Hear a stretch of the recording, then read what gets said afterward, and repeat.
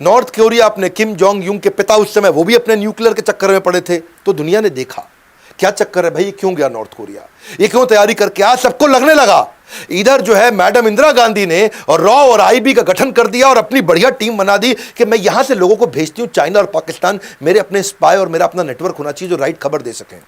इधर से अजीत डोवाल को सिलेक्ट किया गया कि अजीत डोवाल एक काम करो, अब तुम मेरे को डायरेक्ट रिपोर्ट कर रहे हो, मैं हूं प्रधानमंत्री और तुमको जाना है, इस समय तुम आईबी को यहां से लीड करोगे, नेटवर्क बनाओ पाकिस्तान में। काहोटा नाम की जगह थी, रावलपिंडी के पास में, जहां पे इनका एक खान रिसर्च सेंटर था, जहां पे इसकी तैयारी चल रही थी। इसकी खबर तो लगी लेकिन ढूंढना मुश्किल हो रहा था। अब ये अंडर कवर एजेंट वहां पहुंच गए पाकिस्तान के अंदर, वहां ढूंढने का खूब प्रयास किया, कुछ मिले नहीं वहां पे। ये काहोटा में भिखारी बन के घूम रहे थे और अपनी पूरी तैयारी कर रहे थे। इधर इंडिया के अंदर उथल पुथल हुई, इंदिरा गांधी इलेक्शन लूज कर गई क्योंकि अपना इमरजेंसी हुआ था, और यहां कौन आ गए, मोरारजी देसाई आ गए। अच्छा, इन्होंने क्या किया, खान रिसर्च सेंटर के बाहर जो साइंटिस्ट आते थे उनको ट्रैक करना शुरू किया। ये साइंटिस्ट आ रहा है जा रहा है, आ रहा है जा रहा है, मिल नहीं पा रहे हैं, पकड़ नहीं पा रहे, समझ नहीं आ रहा क्या करें।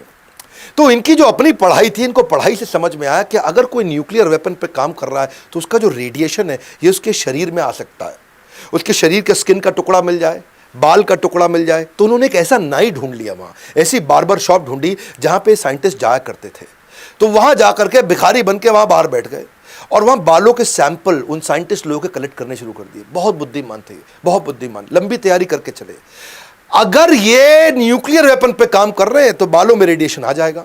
इन्होंने धीरे धीरे सैंपल कलेक्ट किए और किसी तरह अपने नेटवर्क के थ्रू उसको इंडिया में भेजा, और इंडिया में जब बालों को चेक किया गया तो बहुत भारी मात्रा में रेडिएशन भी मिल गया। अब समझ आ गया कि यहीं पे पाकिस्तान काम कर रहा है, यहीं तैयारी हो रही है। तो इन्होंने जो है सोचा कि अब क्या किया जाए, इसको कैसे तबाह करें, इसे कैसे खत्म करें।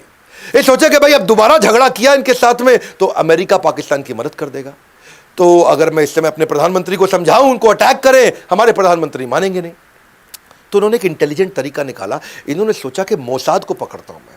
तो इजराइल की जो अपनी इंटेलिजेंस एजेंसी मोसाद को उन्होंने बोला, देखो भाई मेरी बात समझो आप, ये जैसे तुमने इराक को तबाह किया, ये मुसलमान देश है, अगर इसने बना लिया न्यूक्लियर वेपन सबसे पहले तुम उड़ जाओगे, तुम खत्म हो जाओगे। इसलिए एक काम करते हैं, मैं तुमको सब बताऊंगा कहाँ पे करना है, तुम आके इसको उड़ा दो।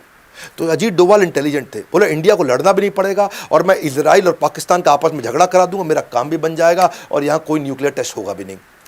तो और मोसाद मान भी गए। ये इतना बढ़िया कन्विंस करते थे, पता नहीं बुद्धादित्य योग है इनके पास, कौन सा योग है, ऐसे एस्ट्रोलॉजिकल योग है, ये जिसके पास जाए उसको कन्विंस कराया करते थे। और कन्विंस कर दिया, इजराइल तैयार हो गया। इजराइल ने बोला एक काम करो भैया, हम कहीं इराक के ऊपर से उड़ा करके, ये जो मिडिल ईस्ट कंट्री है यहां से तुम जहाज ला नहीं सकते, पूरी तरफ दूसरी तरफ से घुमा के लाना पड़ेगा। रीफ्यूलिंग के लिए तुम हमारी मदद करो, गुजरात में रीफ्यूलिंग कर लेंगे, अपना बेस दे देना, वहां से जाएंगे, इनको उड़ा देंगे, पाकिस्तान में पूरा खत्म कर देंगे, इनका खान रिसर्च सेंटर, कुछ नहीं होगा न्यूक्लियर टेस्ट। तो ये बोले ठीक है।